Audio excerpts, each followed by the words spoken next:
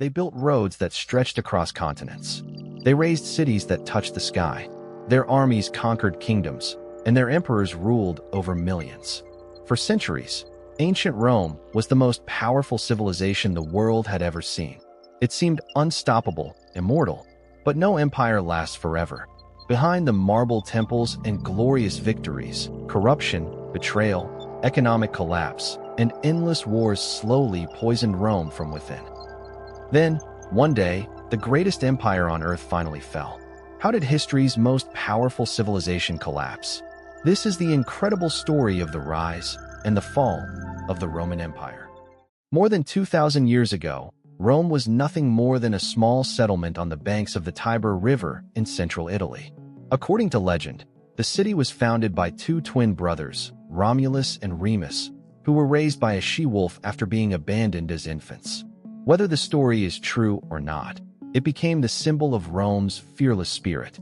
At first, Rome was only one city among many, but its people possessed something their neighbors did not: unbreakable discipline, remarkable military organization, and an ambition that seemed limitless.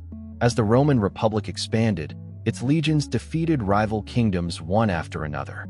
Roads connected distant lands. Trade flourished. Wealth poured into the capital.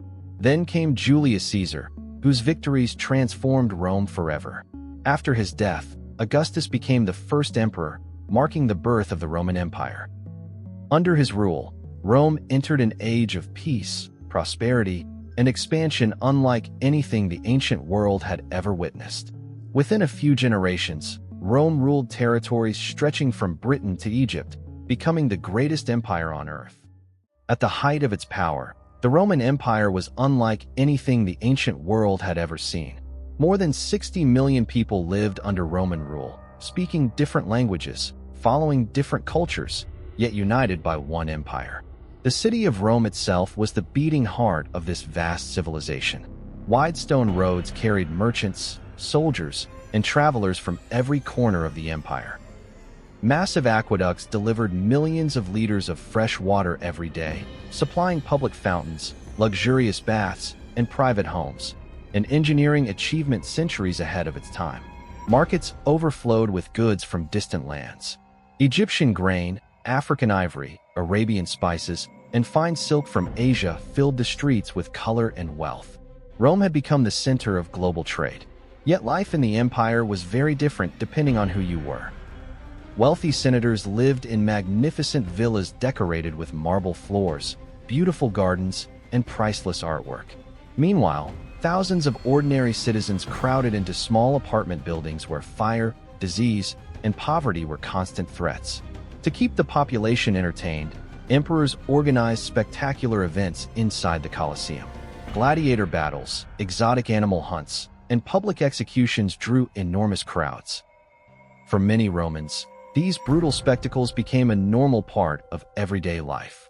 Protecting this enormous empire were the legendary Roman legions. Highly trained, disciplined, and fiercely loyal, they guarded thousands of miles of borders and crushed rebellions wherever they appeared.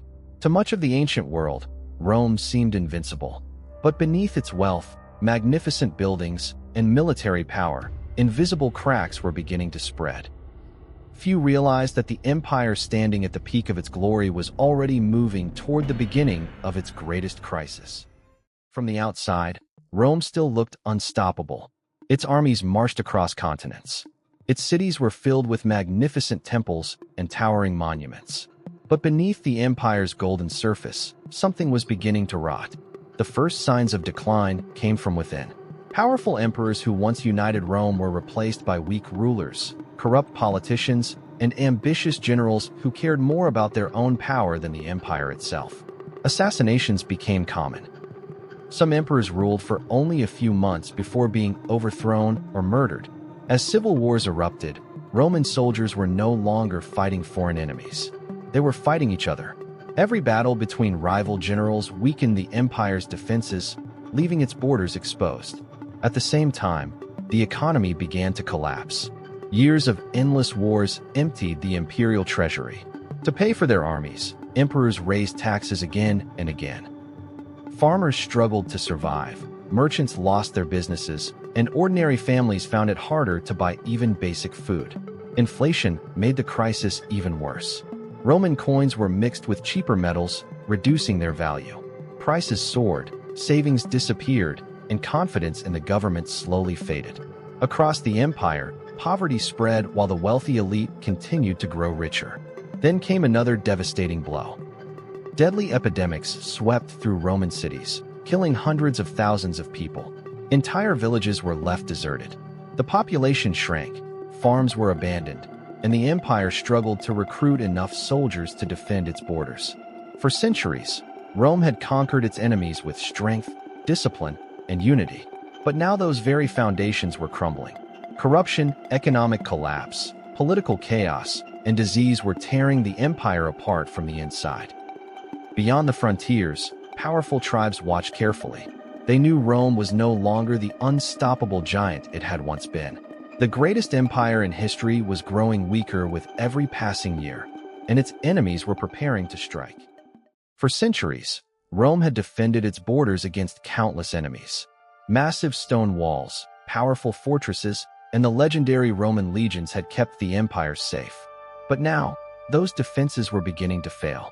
Across the northern frontiers, powerful barbarian tribes gathered in growing numbers.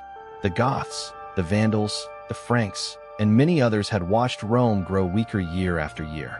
They no longer feared the empire they once avoided. Then, a new terror appeared from the east. The Huns, led by the ruthless Attila, their lightning-fast cavalry swept across Europe, destroying everything in their path. Entire villages burned to the ground. Thousands fled their homes in panic. Desperate to escape the Huns, many barbarian tribes crossed into Roman territory, seeking safety. But Rome could no longer control its borders. What began as a refugee crisis quickly turned into invasion. One by one, barbarian armies pushed deeper into the empire, defeating exhausted Roman forces that were already weakened by years of civil war and economic collapse. Then came the moment that shocked the ancient world. In 410 AD, the Visigoths, led by Alaric, captured and looted the city of Rome itself. For nearly 800 years, no foreign army had conquered the Eternal City. People across the empire could hardly believe the impossible had happened. Although Rome survived that attack, its image of invincibility was gone forever. More invasions followed. Cities were abandoned, trade collapsed, and imperial authority faded with each passing year. The empire that had once conquered the known world was now fighting only to survive, and its final chapter was about to begin. By the 5th century, the Western Roman Empire was only a shadow of its former glory. The powerful legions that had once conquered the known world were exhausted. Its cities were poorer, its borders were crumbling, and its emperors had become little more than symbols of a dying empire. Then, in 476 AD, history reached a turning point. A young emperor named Romulus Augustulus, the last ruler of the Western Roman Empire, was forced to surrender his throne. The Germanic leader Odoacer removed him from power without a great battle or a glorious final stand. The empire that had ruled millions for centuries simply came to an end. Across Europe, Roman authority disappeared. The mighty empire that had once stretched from Britain to the deserts of Africa was broken into smaller kingdoms. An age that had lasted for centuries was over. Yet Rome did not collapse because of one invasion or one emperor. It fell after generations of corruption, political instability, economic decline, civil war, disease, and relentless attacks from beyond its borders. Its enemies delivered the final blow, but the empire had already been weakened from within. The Western Roman Empire was gone, but its story was far from over. The Roman Empire may have fallen, but Rome itself never truly disappeared. Its roads became the foundation of Europe. Its laws inspired modern justice. Its architecture shaped cities for centuries, and its language gave birth to many of the words we still use today. Even after the empire collapsed, the ideas of Rome continued to influence kings, governments, and civilizations across the world. History teaches us a powerful lesson. No empire is too rich to fail. No army is too strong to be defeated. And no civilization, no matter how mighty, lasts forever. But while Rome's empire vanished, its legacy became immortal.